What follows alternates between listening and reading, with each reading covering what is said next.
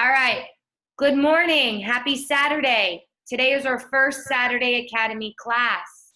How's my sixth grade? Good. Good. Well, I got to tell you, we have so many folks on today that we have 23 students that came today at 9 o'clock. So thank you to the 23 of you for showing up. Today, what we're going to do is we're going to review every single standard that we have been learning about in math. We're going to review 6NS2, which is dividing digits. We're going to review 6NS4, which is LCM, GCF.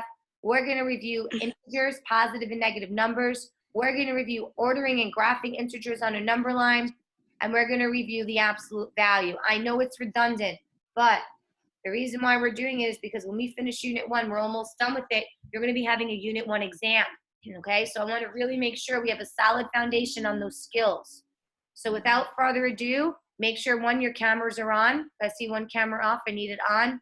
And two, I'm going to get started with the work. I will be posting the exit ticket after you finish this class. So when you're done with ELA, you're going to complete that for me. It's going to be about 5 questions just to see where you're at. All right, let's get started without further ado.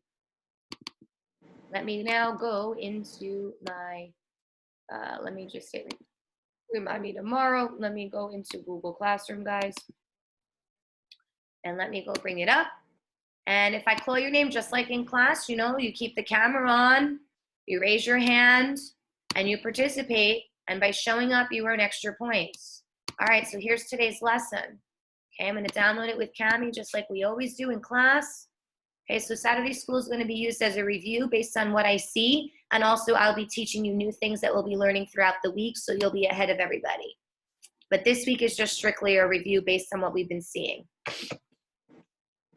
All right, so as I said, today we're working with 6NS2, 6NS4, 6NS5, 6NS7B, 7C, 7D, and 7 and 7A. So I can fluently divide multi-digit numbers and apply them to real-world situations.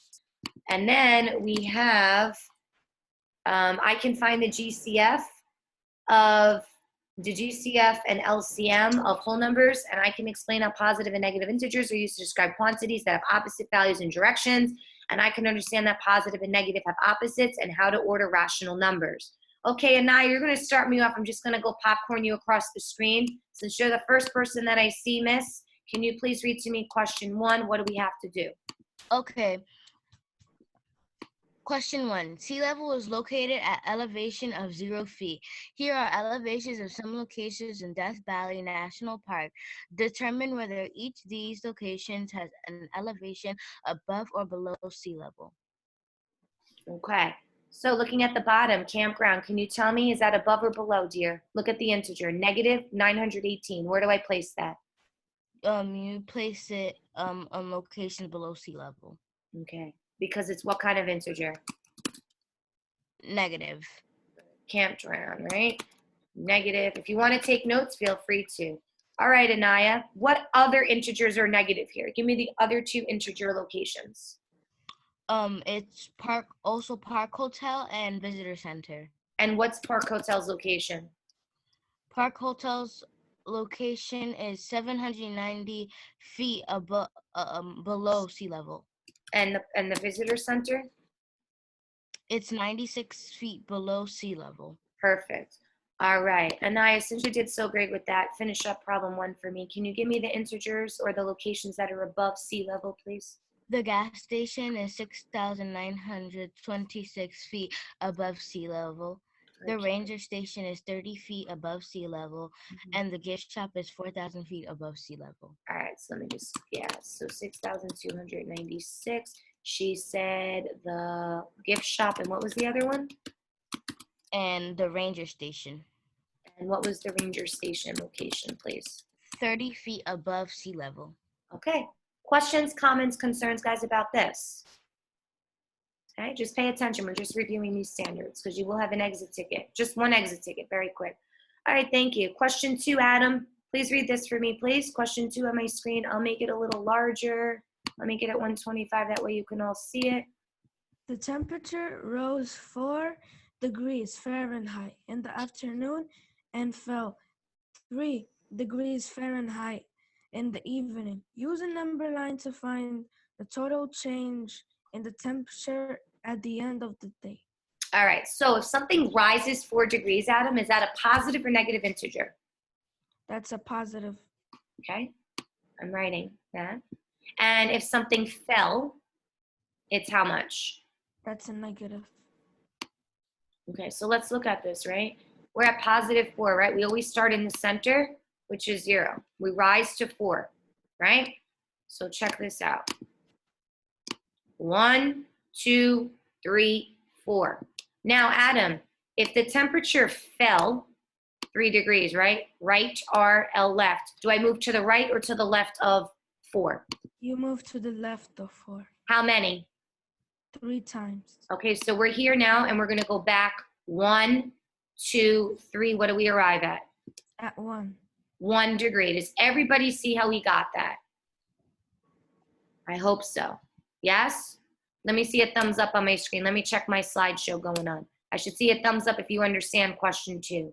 Let's see. Yankel, I'm not sure if you understand. Justin, I don't know. Do you understand? Natalie? Kayla, I don't see a thumbs up. So I don't know. I can't see it. Hold it up. Justin, there we go. Thumbs down or thumbs up? Half and half? Okay, what's going on? What do you not understand? Maybe a classmate can help you. Talk to us. Justin, Not getting like the skip count and stuff sometimes.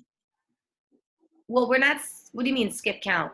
No, like you know how you did that to 1, like 1, 4, 3, 2, 1. Yeah. Oh, okay. Does anyone want to explain why I put the red and the blue marks? Who can tell us what the red marks represented? The distance from 0 to what number, Nathan?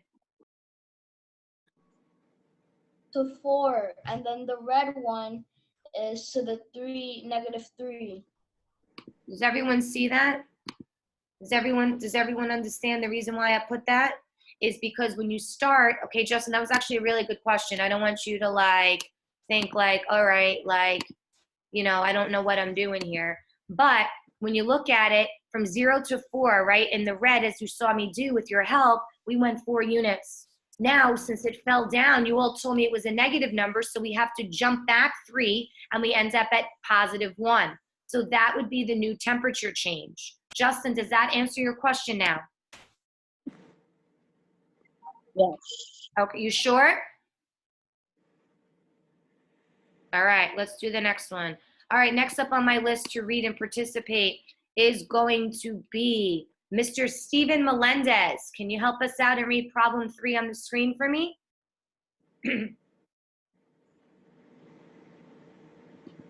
4A for fundraiser. Mm-hmm. The 6th grade has 288 bags of popcorn to sell. There is 3 6th grade classes. If each class sells an equal amount of bags, how many bags of popcorn does each class sell? Awesome. So let's look at this, right? Here comes Arms again, our lovely friend Arms, because we always get our word problems right when we use this strategy. Remember, A stands for annotation. So Steven, give me a key word or number or phrase that I write down on the A column. How many? Okay, how many? What other key words or numbers are important?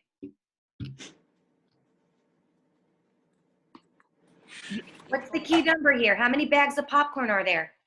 288. So good, we're at 288 bags of popcorn. What else is an important number? How many classes are there? 3. 3 6th grade classes, right? And then it said that we wanted to have an equal number. Yes, equal number. So the word equal number is going to help you with the operation that we got to utilize in the problem. Now, Stephen, you're going to do this one, then I'm going to call on Kayla to do the M and S. What did we have to solve for? What are they asking for? They're asking for if each How much class sells. popcorn does each class sell? Right. How many bags of popcorn,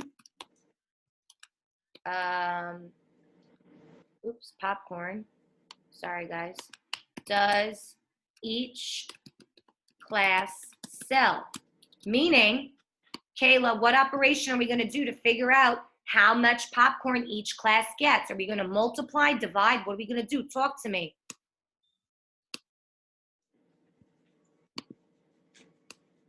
Where are you, Kayla? You got to unmute yourself, Kayla.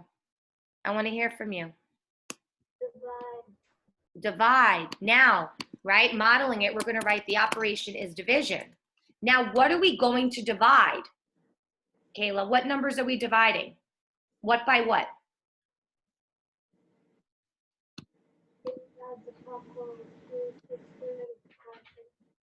Right, we're going to divide 288, which represents the total bags of popcorn, right? By, the slash means division, by 3, which represents the 6th grade classes. To figure out the total number of popcorn bags each class gets. When you divide 288 by 3, you can use a calculator. What do you now arrive at, Daniela? You arrive at 96. 96 what? 96 bags each class sells. But each class will sell 96 bags of popcorn. You must write the unit. How did she know that? I don't know, Daniela, can you tell us? How'd you get that? How did you know it was bags of popcorn? What hint gave that to you in the question? Because it said in the question, how many bags of popcorn does each class sell? Right. So remember, when you get the answer, folks, as we tell you, as Mr. R tell you in class, don't just write 96. Tell us what that 96 represents or shows, or what did you solve that for? That shows you understood the question and you read it carefully, because good readers in ELA or in general reread more than once. All right. Questions on this problem? Thumbs up if you're with me so far. Let me check my screen. I should see a thumbs up if you understood how Daniela, Kayla, and Steven got to this answer. Let's see what's going on here. If you guys have any questions, just write it in the chat, and I'll try to see it to answer it for you. Nathan, I'm not sure. Do you understand how we got 96 bags of popcorn? If so, show me a thumbs up. If not, Angie, Adam, I'm not sure what's going on over there. Thumbs up, thumbs down, what's going on? All right, let's see. Flavia and Arlenis, can you guys turn your camera on so I can see what's going on? Joelle, you got your thumbs down. Why? What's going on? I don't understand how you guys got 288 and then 99. Wait, 90 something, 99. Okay, who would like to explain where the 288 came from? Anaya, can you explain that?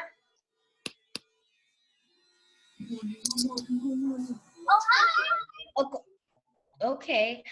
So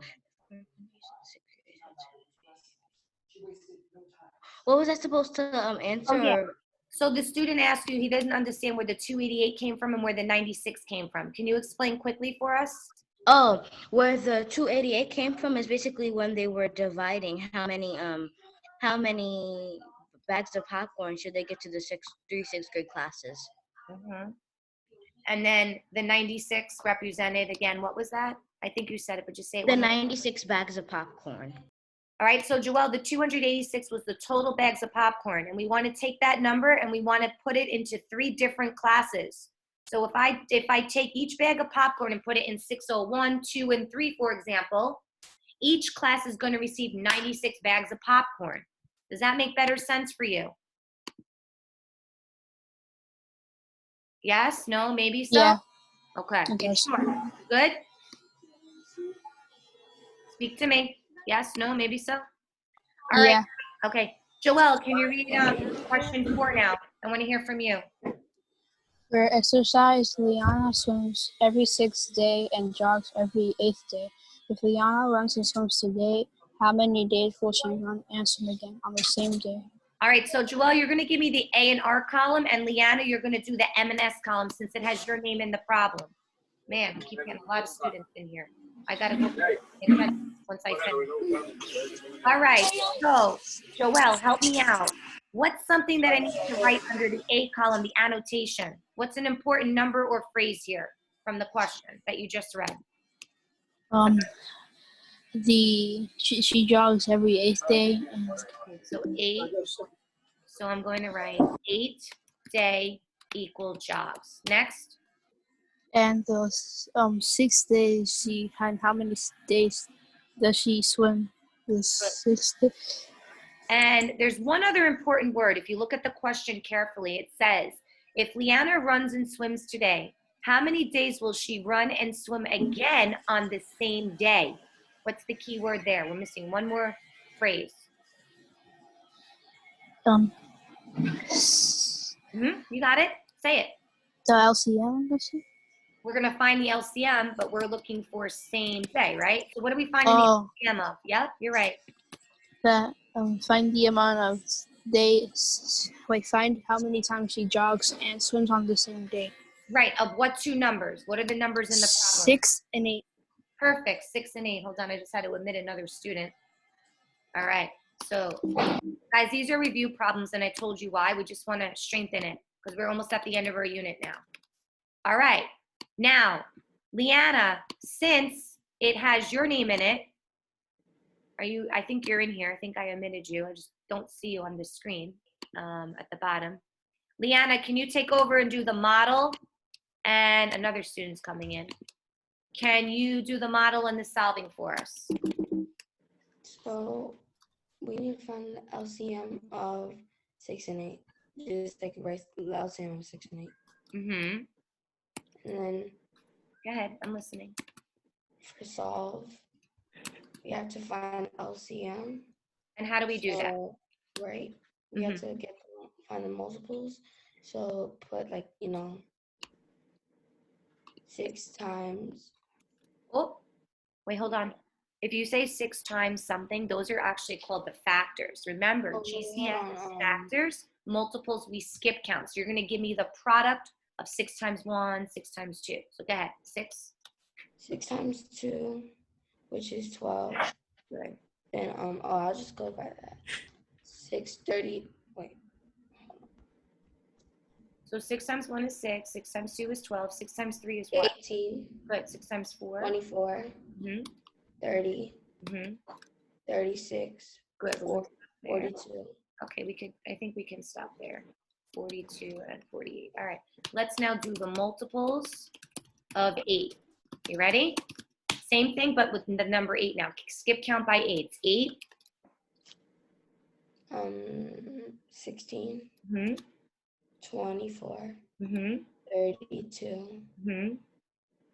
48. And 40 and 48. all right. So now when we look at the multiples of 6 and 8, Leanna, what are the common numbers that are shared? What do they all share? What numbers do you see in common? They all share 24. Any other numbers? And they share 48. All right. So my question to you now is, we want to know which number is the LCM of 6 and 8, which is the smallest number, the least, 24 or 48? 24. So what does this 24 represent? It represents how many days will she run and swim again on the same day? So on what day will she be able to run and swim together? The 24th day. Right, so the answer would be the 24th day. Does everyone see how Leanna got that? You see, a common mistake, as we were telling you when we reviewed this in class, right? And when you came to the virtual live classes for those that were home when we were in school, is that you have to know that the LCM is the smallest number, but you have to skip count. Remember, we're not giving the factors. We're taking the two factors to give me the products, which are these numbers, 6, 12, right? Mr. R, I believe it was, said when you do multiples, you multiply. Okay, let's move on. We're doing really well, 6th grade. I'm really proud of you. Let's keep it up. We have a lot of students in here today. All right. Flavia, you're up next. Can you read me problem, what is this, 5 on my screen, please? The table below shows the elevations of which different artifacts were found during an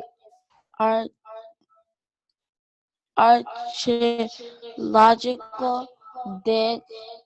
Write the name of each natural feature and the elevation at which each natural feature was found using a positive integer and 0 or negative integer. All right, so we have to know a few key words here. When you guys see the word above is what kind of integer, Flavia? Positive integer. Okay, I'm just writing some keynotes here to help you. When you see the word below, what kind of integer is that? Positive, negative, or 0? Negative. Good. All right, which then leaves us, obviously, when you have sea level, clearly it's what number? 0. Excellent. So now, using what I wrote in the key, we should be able to now take the artifact and translate the words into a math statement with an integer. 15 feet above. Above is what kind of integer? A positive integer. So how do I write that? Positive what? Positive 15. Or just 15? Yeah, you're going to do letter B for me. Give me bone, please. Bone is at 720 feet above. How do I write that as an integer? 2 ways, go. Plus 721 or just 721. Good. Isaiah, you're going to be on deck, so get ready. Clay ball. It says sea level. What number is that? 0. Perfect. All right, almost done. A necklace. Necklace. The integer is 462 feet above. How do I write above? Positive. Is it 462 or 462? And last but not least, we have the woven basket. Woven basket is 1,200 feet below. What kind of integer is that? Negative. Negative 1,200. Okay. So remember, I can't stress this enough. Sea level is always 0. It's in the center. You're not moving above 0 or below 0. You're staying put. You're not moving. Now, on the next part, it asks you, okay? Ooh, I don't know what happened here. I'm just going to take some of these away now. It asks you, all right, how do you know if something is a positive integer? This one's for Isaiah. A negative integer or 0? What are the key words? What is that? Hey, mute your phone. Time out 1 second. I don't know who that is. Hold on a minute. I got a big. Listen.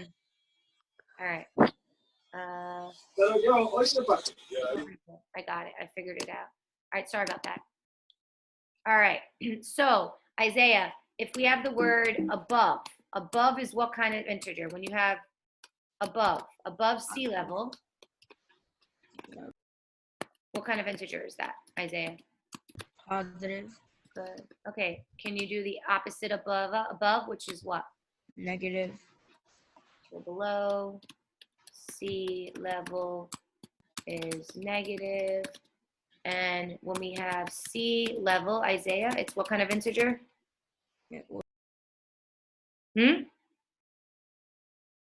didn't hear you. I think you got cut off.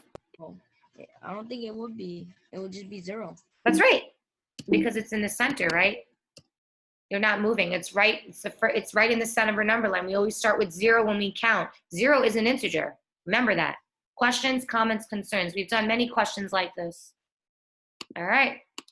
Next up, Miss Natalie, you're up. Take it away. What does it say?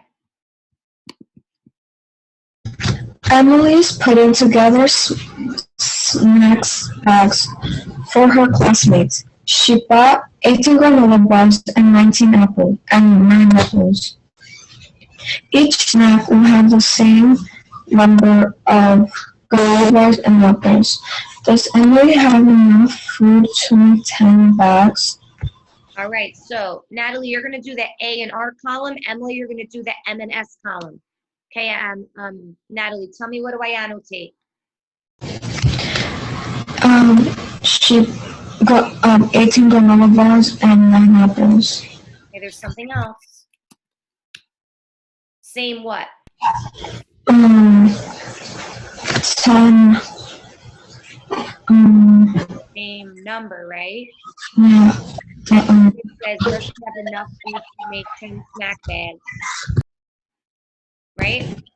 Yes, she needs to make 10 snack bags. What should your response be? Does what? Does what? Does Emily have enough food to make 10 snack bags? Right, you see that? I kind of cheated. I had to copy that and pasted my question. All right. So, Emily, help me out. What are we finding here, Emily? GCF or LCM? GCF, How do you know that? because it says the same number. Awesome. I love it. Okay, the GCF of what two numbers, kiddo? 18 and 9. Okay, so 18, thank you. Granola. And 9, which are the apples, right, Emily? Yep. All right, Emily, you're going to take this question away, Emily, and you're going to tell us. Ooh, wait a minute. This is now, okay. All right, so Emily, we're going to find the GCF of 18. 18, I'm going to put the word granola here. You'll see why, because we have to do something. I'm just going to put granola. Okay, Emily, give me the factors of 18. You ready? Yep. Starting in order. 1 times what? 18. And? 2 times 9. Good. And All 3 right. times 6. Good. 3 times 6. All right, Emily. Let's do the apples. How many apples were there? 9 apples. All right. Give me the factors of 9, please. 1 times 9. Mm-hmm. And 3 times 3. Good. Now, Emily, what do we do now? We got to do 2 more steps. Well, 3 more steps. Go ahead. What do we do next? We got to circle the same numbers. Okay, which should be what? 9, 1, and 3. 9, 1, and 3. Everyone see how she got that? Again, this is a review lesson, but we're going over it again for those that need a little more clarification. All right, so Emily, the GCF would be what? GCF would be 9. 9. Now, do you have, Emily, do you have enough food to make 10 snack bags? No, Why not? because you only have 9 enough to make 9 snack bags. Emily does not, thank you, have enough to make the bags. I'm just going to say the bags, okay? Maybe I can get snack bags in there. Let me see. It might, to make, oh, I got it. To make the snack bags. Does everyone see that? Because as Emily said, the GCF was only 9 and you need to make 10. So clearly there's not enough. You're short by 1, right? Okay, questions, comments, concerns, guys? All right, gonna erase it. Here we go. Let's move on to the next one. This is pretty straightforward. All right, let's do number 7. We're almost there. Leah, you're up. This was on your independent work the other day. I have it in here for a reason. Go ahead, Leah. Tell me what you got, Leah.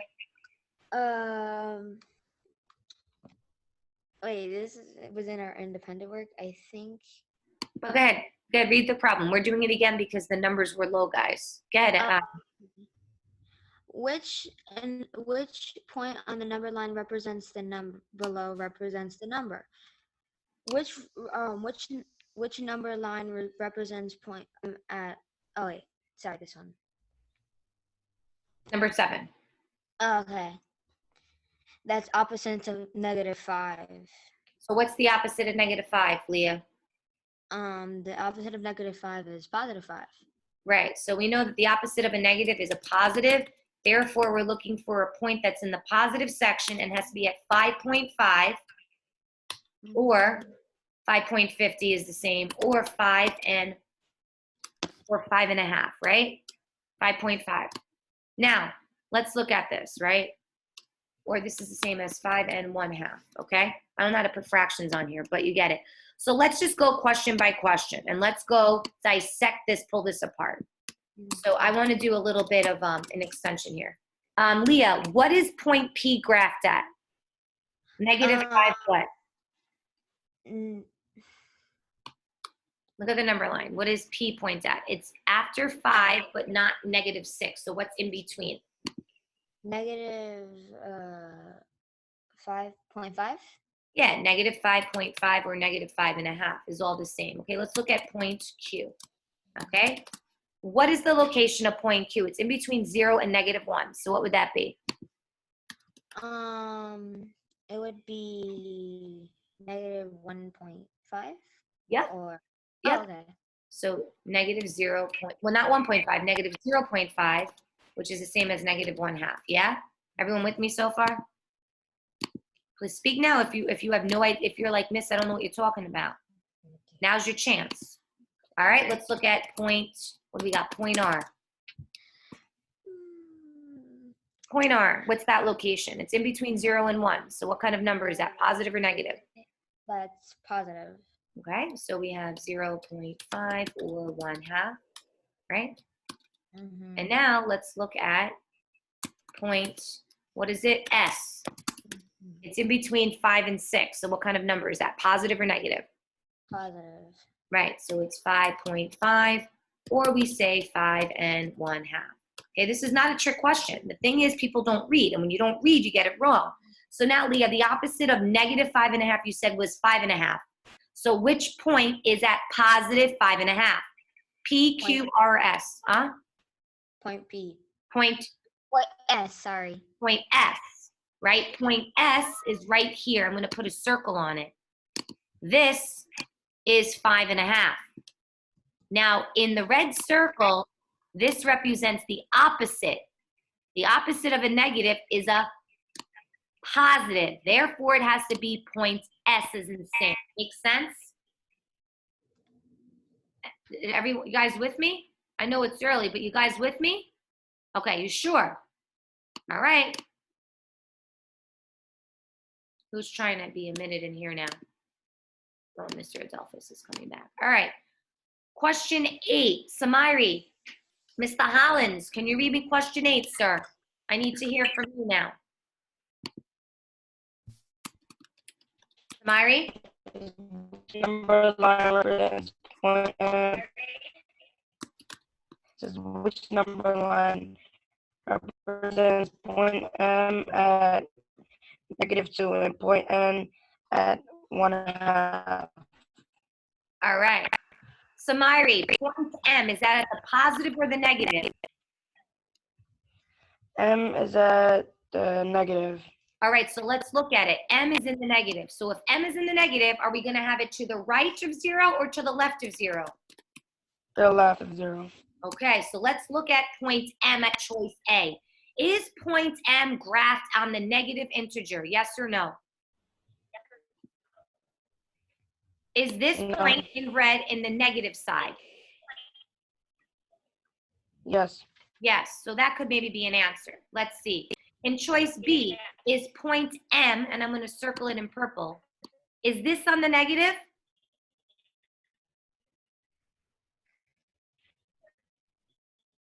Smiley, is point M in purple on letter B in the negative? Yes or no? I don't know. No. So clearly we know we can say, let's eliminate. Goodbye, B. All right, let's try another one. Samiri, we want -2. So is point C, or whatever, letter C at the negative?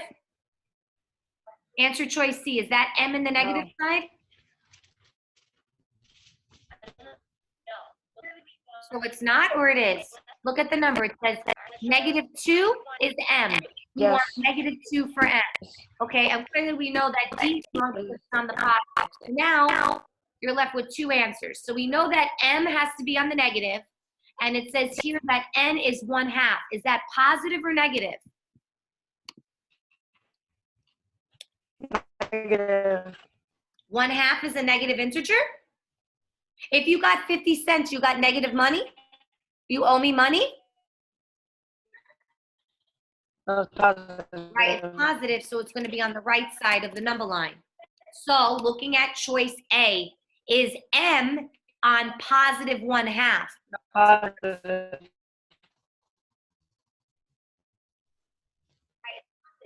It's not, right? This is it's a positive, but it's not at 1/2. It's actually 2.5. So this is the incorrect answer. Let's look at why this is right.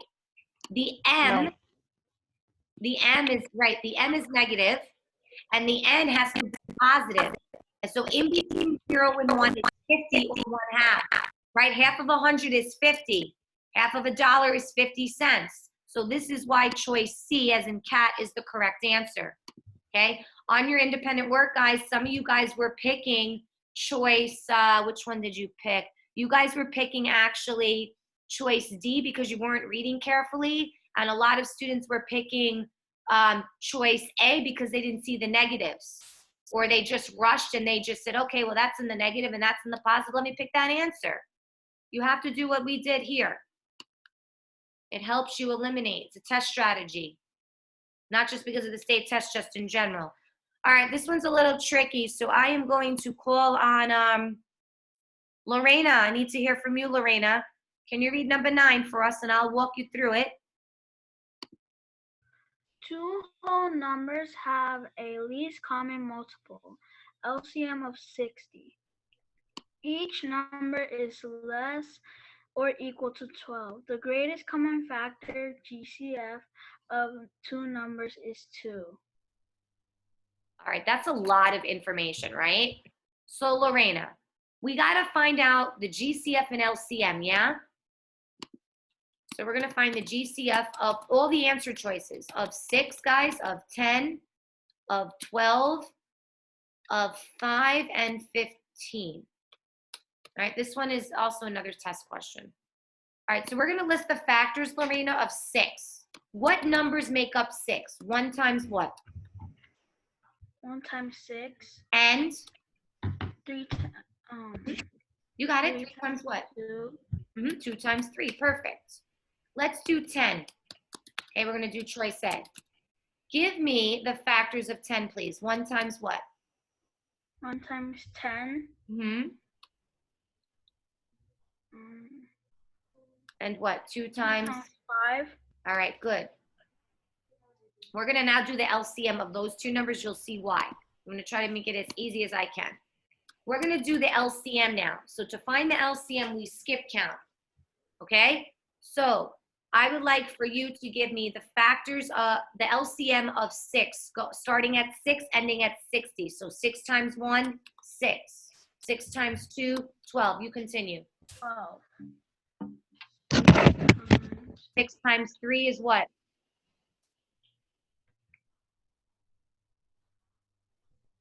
Lorena? Or someone's typing in the chat. There's 90-something messages in here. Yeah, all I see is the chat popping up. So hold on one second, because what I'm going to do now is, because I was trying to teach the class, I'm going to speak to certain people at the end. Nobody now is going to be able to chat in here, unfortunately, because we're not paying attention to the lesson. So I need you guys to pay attention to my lesson.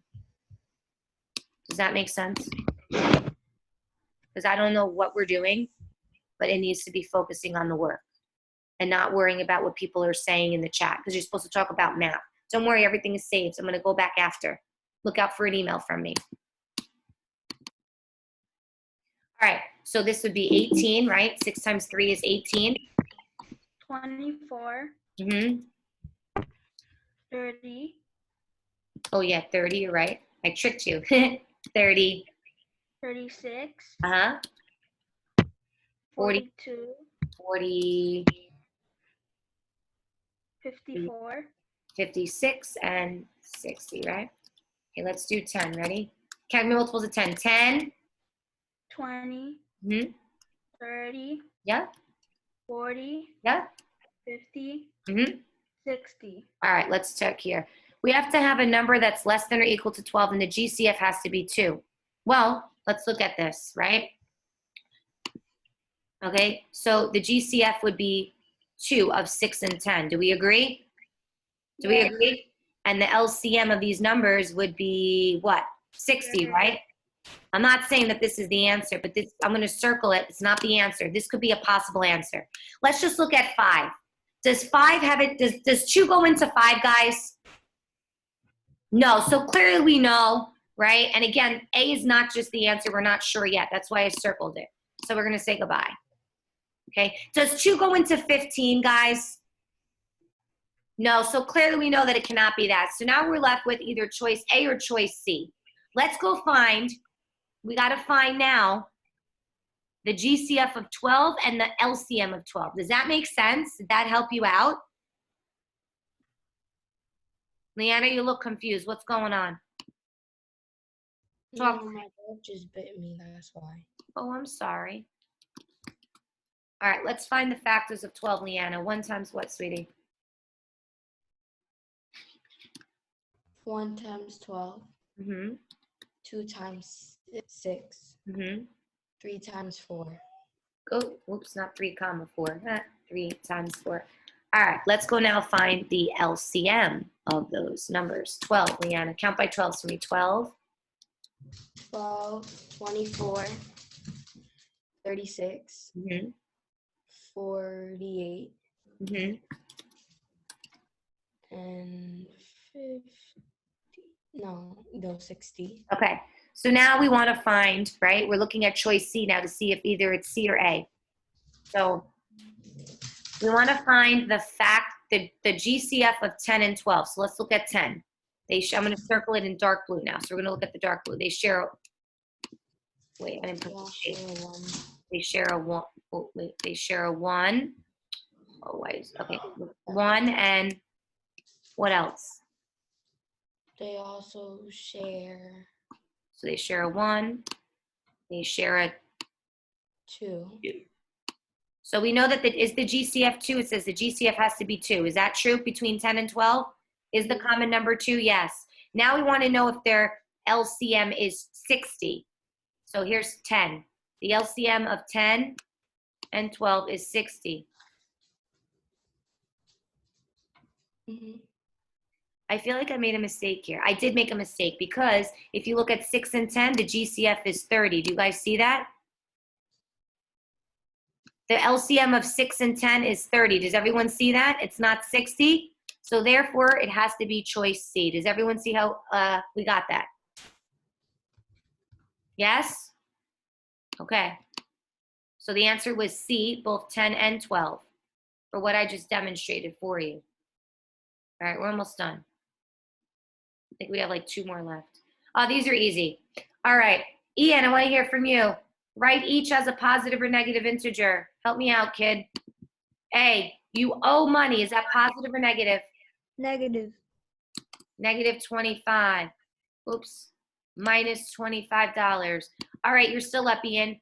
You gained 20 yards. Positive or negative? Positive. Yeah? All right, positive 20 or 20. Okay, next.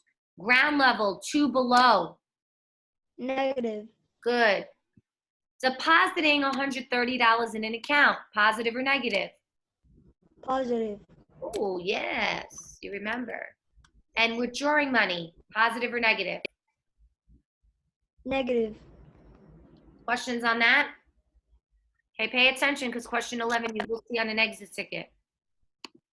All right. Last but not least, let's have someone. Juliana, you went. Okay, Justin, you went already. Angie, can you read number 11, please? The last one, and then I'll put your exit ticket up. Eyeglass prescriptions use positive and negative numbers to describe vision. In general, the farther away from 0 the number on a prescription is, the more vision correction you need. Negative numbers mean you are nearsighted. Positive numbers mean you are farsighted. The table below shows prescription numbers of 5 patients. Okay. So we want to know that if you have a negative number, you're nearsighted. So anything that's negative, nearsighted means you can't see far, right? So for example, I'm going to model something for you, okay? I'm going to stop my share for a second. I wear glasses, and when people wear glasses, there's 1 or 2 reasons. They're either nearsighted, which means they can't see far away. So if you're nearsighted, for me, I can't see far away, or I wear my contacts, right? My prescription that's in my glasses or my contact lenses allows me to see far. Nearsighted means I can't see far away. It allows me to see things far away, so it's a negative number. If you are farsighted, that means you can't see things what? Near is far, farsighted is close up, right? So if something is close up, it's positive. Think about it. The closer something is, it's positive. The farther away you have to work harder, it's negative. So some of us wear glasses because we're nearsighted or we're farsighted. So now,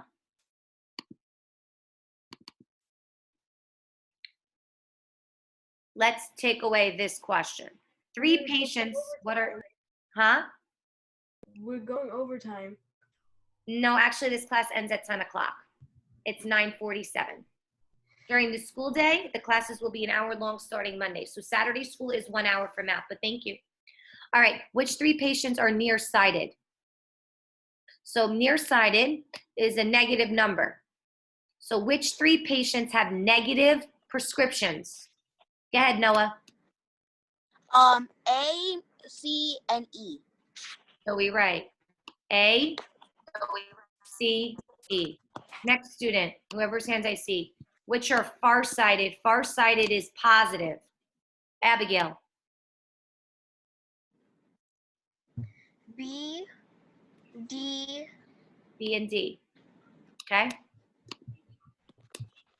B and D. So, which patient is the most nearsighted? Nearsighted means the one that sees the farthest from 0.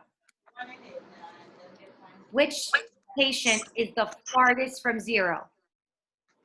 Thinking at the negative numbers. We got A at negative 2.25. We got C at negative 1.5. And we got E at negative 3. Which number is the farthest from 0? Cameras are on. Yes, Abigail. E. E, because it's negative 3, right? Shaylin, which one is the most farsighted? Farsighted means positive, the one that's the farthest from 0. Is it B1 or D3? Which one's the farthest from 0? Huh? D. D. Everyone see that? Questions, comments, concerns? All right. So I will be posting the exit ticket when you're done with ELA. It'll be like 5 simple questions. It'll take you 2 minutes. So now we're going to meet again next